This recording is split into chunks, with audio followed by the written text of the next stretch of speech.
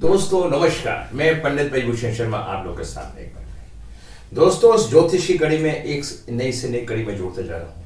आप सब मेरे परिवार हैं, जो जो मेरे संपर्क में आ रहे हैं, मेरी कुंडली देख रहे हैं, मेरे परिवार की संख्या बढ़ाते जा रहे हैं। मैं उनको कोट कोट नमन करता हूँ, अपने तरफ से धन्यवाद देता हूँ कि वो मेरी वीडियो को देखें और पहचानें और समझें। ज्योतिष क्या है मैं हर वीडियो के अंदर बताता हूँ।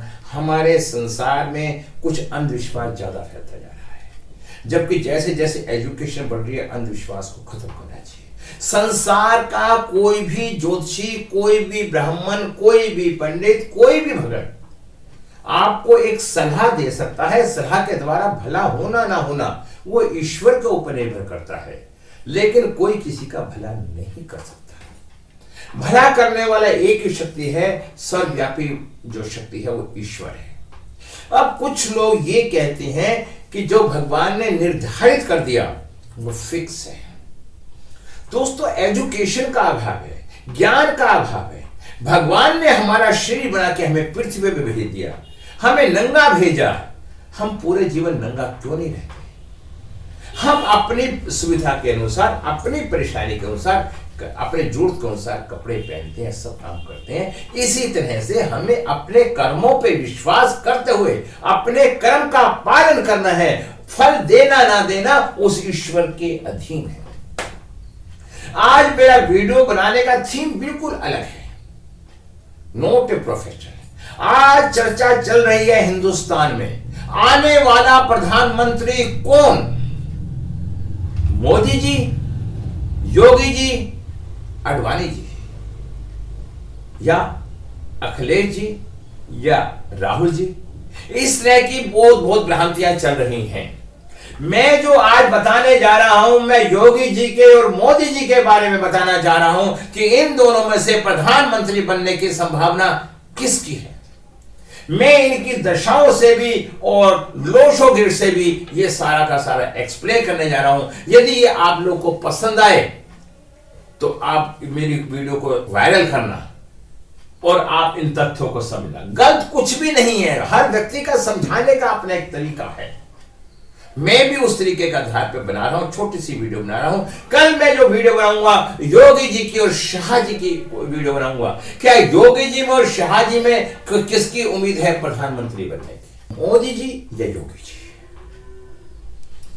दोनों के तथ्यों को जानने का मैं प्रयास करता हूं और विस्तार से मैं विश्लेषण करता हूं। लोशो ग्रिड में हमने देखा, देखो लोशो ग्रिड और वैदिक ज्योतिष 9 ग्रहों से ही बनी है।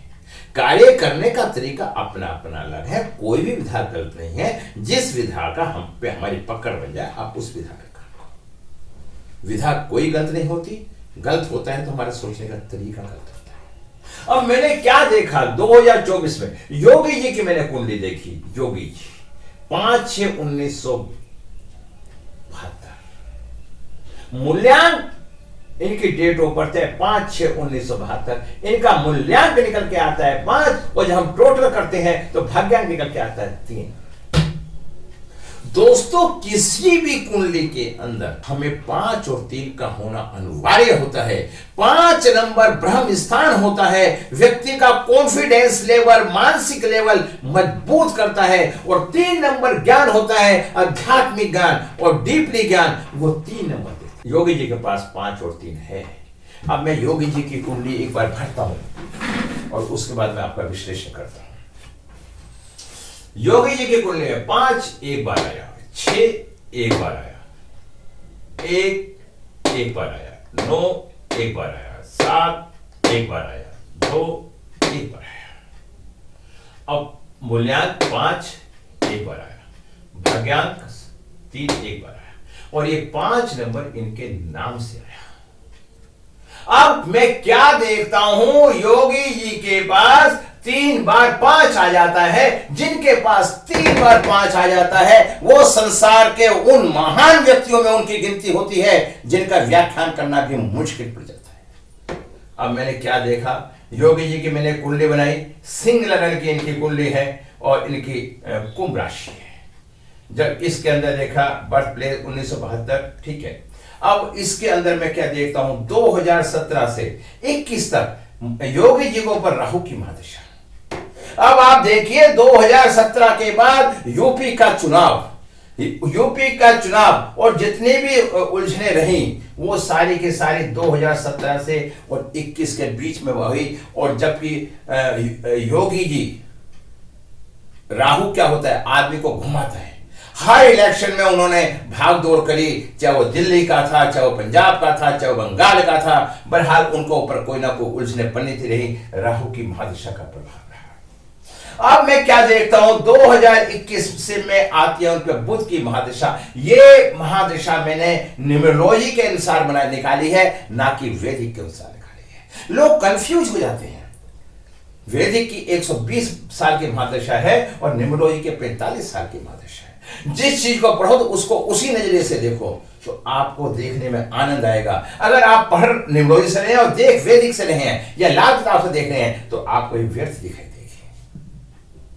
अब मैं क्या देख रहा हूं, नरेंद्र मोदी जी, इनकी कुंडली में 21 से 5-26 तक बुध की महादशा है। आज इनकी पूरे संसार में वाय वाय हो रही है, तूती बोल रही है, क्योंकि बुध की दशा एक अच्छी दशा होती है। 5 बुध इनका केंद्र में बैठा है, सूर्य के साथ बैठा है, अगर हम वैदिक कुंडली के अनुसार भी देखते हैं तो। और 5 नंबर इनके पास 3 बार आ रहा है, तो बुध की महादशा इनकी बहुत अच्छी है।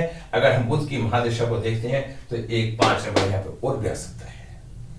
तो बुध की महादशा हमेशा कामयाब होती है। तो मेरे हिसाब से 2024 में प्रधानमंत्री बनने के जो लक्षण हैं वो योगी जी के हैं।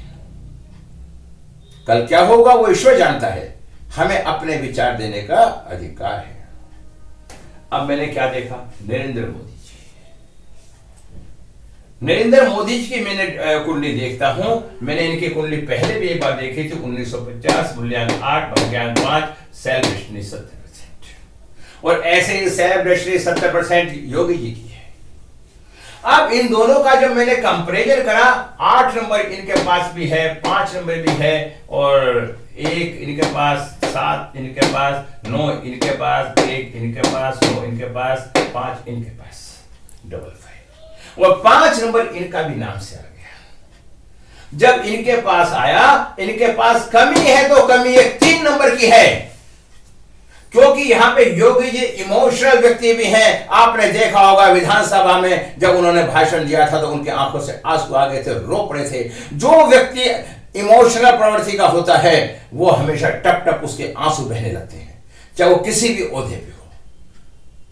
आप इन बातों को देखो, क्योंकि फीमेल क्यों जल्दी से रोने लगती हैं, वो इमोशनल होती है। इमोशनल से भावना वो आंसुओं से टपकने लगती है।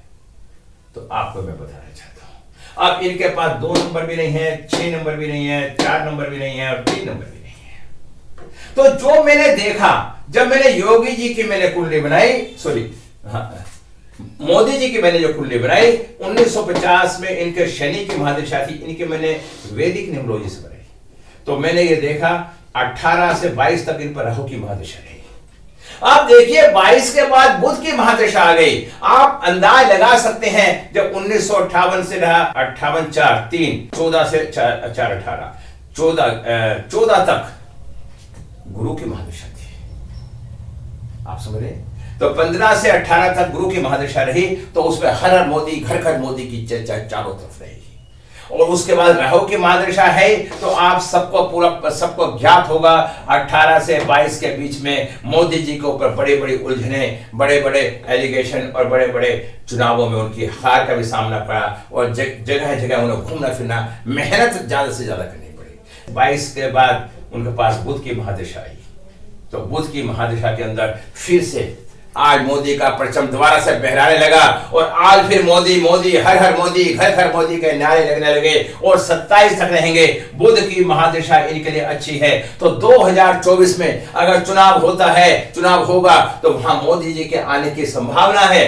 लेकिन योगी जी के भी गण मोदी जैसे ज्यादा 21 और बन रहे हैं। यह भी हो सकता है कि आने वाले समय में भाजपा अगला चेहरा प्रधानमंत्री का चेहरे के रूप में योगी जी के चेहरे को दिखा दे, और जिससे कि मोदी जी के पास फिर शुक्र की महादशा आनी है, जिससे उस दिशा में वो अपने जीवन को आनंद से व्यतीत करने का प्रयास करें, जो मैंने महसूस कर रहा हूं। अब बात आती है एल के अडवाणी जी की। इनका कोई वैसे लेना देना नहीं, इनको तो एज से भी हो गए, प्रधानमंत्री बनने की स्थिति में नहीं रही। लेकिन बहुत समय पहले, आज भी कुछ लोग चर्चा करते हैं कि पहले नेहरू जी प्रधानमंत्री क्यों बने और वल्लभ भाई पटेल क्यों नहीं।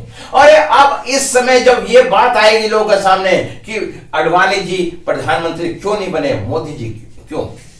दोस्तों मैं बताना चाहता हूं, मतलब अडवाणी जी के पास वो तथ्य ही नहीं है, वो नंबर ही नहीं है जो प्रधानमंत्री के बनने के योग्य होते हैं। इनके सेल्फ रेस्टनिंग 8-0 है। इनका मूल्यांक 8 और भाग्यांक 2 है। मूल्यांक 8 और भाग्यांक 2 का मतलब क्या होता है? 8 शनि का, 2 चंद्रमा का। शनि मेटल, धातु, लोहा, 2 पानी, जल। जब 8 और 2 का आपस में मिलन होगा तो उसके जीवन में परेशानी आएंगी, कहीं भी सफलता प्राप्त करने में उससे परेशानी आएगी। 5 नंबर इनके पास एक बार नाम से देखा, कॉन्फिडेंस लेवल भी इनका वीक। और 4 नंबर और 3 नंबर भी नहीं है, धार्मिक भी नहीं, और 6 नंबर भी नहीं। तो 6 नंबर लग्जरी होता है जो किसी चीज का आनंद ले सके। तो मैंने अनुभव करा कि एल.के. अडवाणी जी के भाग्य में नहीं था प्रधानमंत्री बनना, भाग्य में था मोदी जी के, अब भाग्य में आ रहा है योगी जी के। मैं कल आपको चर्चा करूंगा योगी जी और शाह जी की, इन दोनों में किसके अंक अच्छे हैं जो प्रधानमंत्री बनने के संकेत हैं। तो दोस्तों मैं इन बातों के साथ आज इस वीडियो पे विराम लगाता हूं, क्योंकि वीडियो लंबी हो जाती है तो फिर देखने वाले का मन अच्छा नहीं होता। तो आप इस वीडियो को अच्छी तरह से देखना और वीडियो को पूरा देखना, वीडियो को लॉजिक को देखना। उन लोगों से मैं खास कर कहता हूं जो वीडियो ये लॉजिक सीख रहे हैं, उन तथ्यों को पकड़ के उस बात को पकड़ेंगे तो उन्हें आनंद आएगा। और फिर इन्हीं शब्दों के साथ मैं अपने शब्दों को विराम लगाता हूं। यदि मेरी वीडियो किसी को पसंद आती है तो इसे लाइक करें और सब्सक्राइब करें और मेरी वीडियो देखें। मेरी कंसल्टेंसी फीस मात्र 1500 रुपये होती है। मेरे संपर्क में एक बार आने का प्रयास जरूर करें। मैं इन्हीं शब्दों के साथ